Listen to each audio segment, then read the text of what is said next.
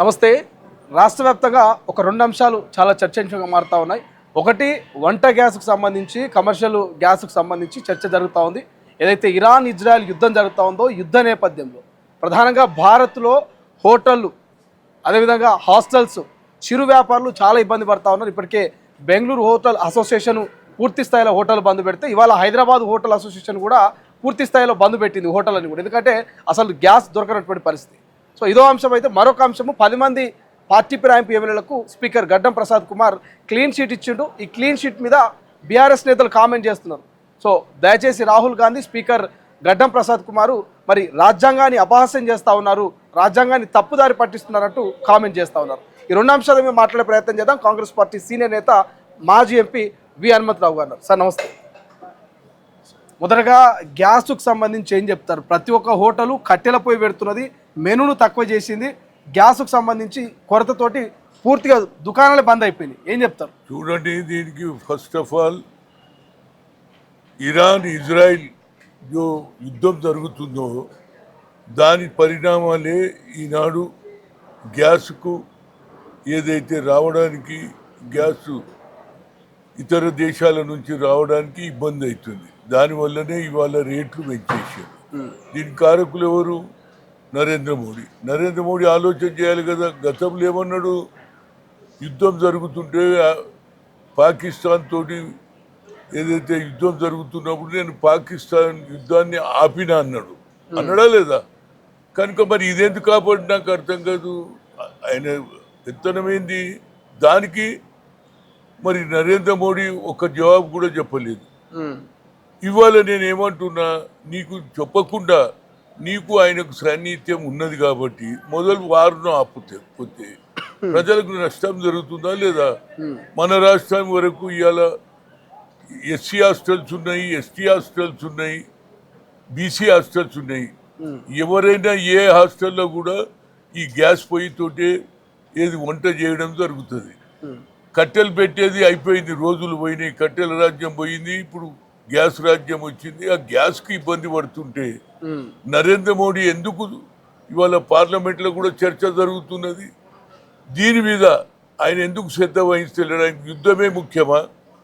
కానీ మరి మన పాకిస్తాన్ వాళ్ళని నేనే యుద్ధాన్ని ఆపినన్నప్పుడు ఇదెందుకు ఆపుతలేడని అడుగుతున్నాను.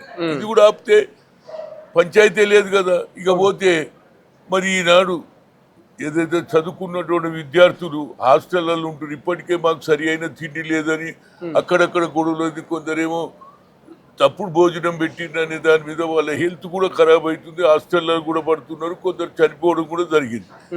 ఇలాంటప్పుడు ఆకలి చావుతో చనిపోయే పరిస్థితి ఏర్పడింది. కేవలం ఇవాళ కర్ణాటకనే కాదు, అన్ని రాష్ట్రాలలో ఇబ్బంది అవుతుంది. ఇది గ్యాస్ తోటే పొయ్యి ముట్టియడం జరుగుతుంది.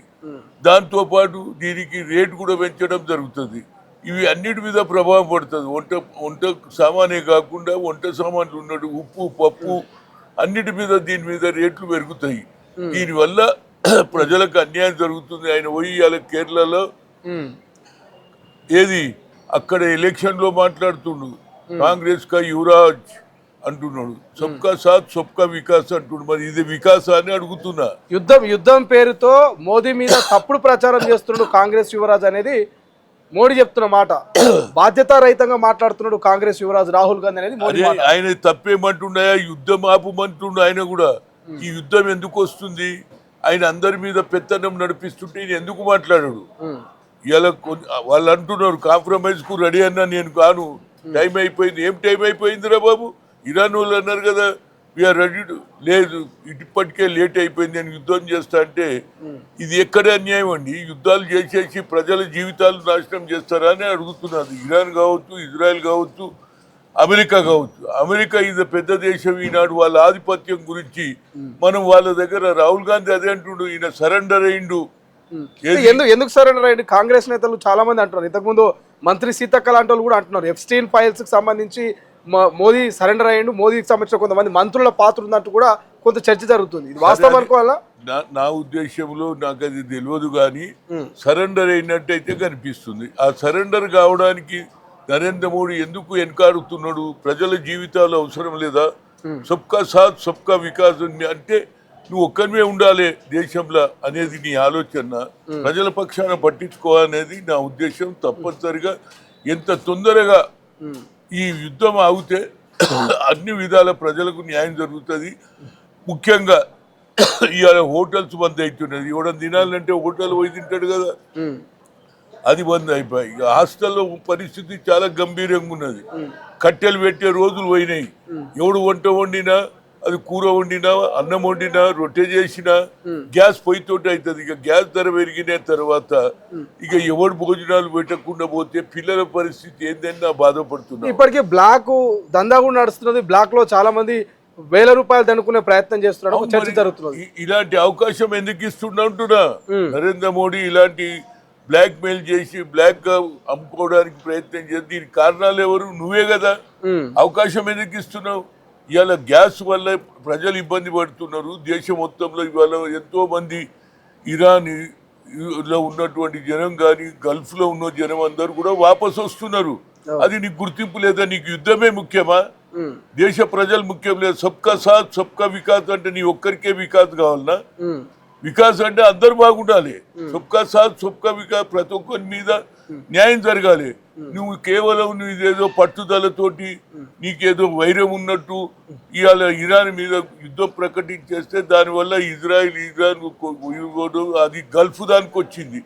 గల్ఫ్ లో కూడా వాళ్ళు ఏది విమానాలు వచ్చేసి బాంబులు వేసేయడం జరుగుతుంది. కాబట్టి అందరూ కూడా మన సేఫ్ గార్డ్ కాలికే. నేను చూసిన ఎవరైతే ఫారెన్ అఫేర్స్ మినిస్టర్ అంటూ నేను అందరినీ తెప్పించేసిన ఆనిదర్ గారు తెప్పిస్తే మళ్ళీ ఇక్కడ వాళ్ళకు ఉద్యోగాలు ఎవడు ఇవ్వాలి? ఈడ వాళ్ళ తిండి ఎవడు పెట్టాలి? ఇక్కడ సరిగ్గా భోజనాలు దొరకలేవు, తిండి దొరకలేదని పోయి గల్ఫ్ లో పోయి ఉన్నారు. ఇప్పుడు మీరు అన్నట్టుగానే గిగ్ వర్కర్స్ ఎవరైతున్నారో జొమాటో, స్విగ్గీ వీళ్ళంతా కూడా హోటల్ నడిస్తేనే ఫుడ్ తీసుకొని పోయి వాళ్ళు డెలివరీ చేయాలి. అంటే హోటల్ నడిస్తేనే వాళ్ళకి పని ఉంటుంది.